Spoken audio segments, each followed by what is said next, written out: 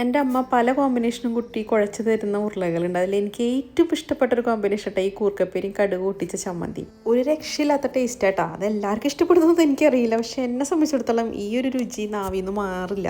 എന്തായാലും നമ്മൾ കൂർക്ക ഫ്രോസൺ കൂർക്കയാണ്, ലുലുവിൻ്റെയാണ്. ഇതൊരു പ്രൊമോഷനൊന്നുമല്ല.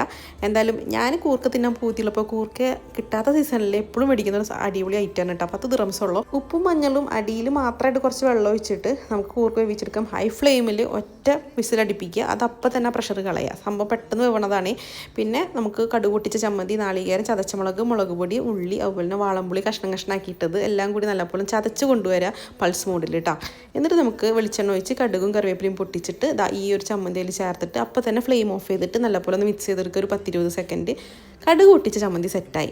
വെളുത്തുള്ളിയും ചുവന്നുള്ളിയും ചതച്ചെടുത്തിട്ട് കടുക് പൊട്ടിച്ച് നല്ലപോലെ വെളിച്ചെണ്ണയിൽ മൂപ്പിച്ച് വറ്റൽമുളക് ചതച്ചതും കറിവേപ്പിലയും കൂടിയിട്ട് ചെറുതീലിട്ട് മൂപ്പിച്ച് കരിയാണ്ട് നോക്കണേ. എന്നിട്ട് നമ്മുടെ കൂർക്കയും കൂടി ചേർത്ത് ഇളക്കി കഴിഞ്ഞാൽ നമ്മുടെ കൂർക്കപ്പേരിയും സെറ്റ്. ഇനി നമുക്ക് ചോറ്റും പാത്രം സെറ്റാക്കാം.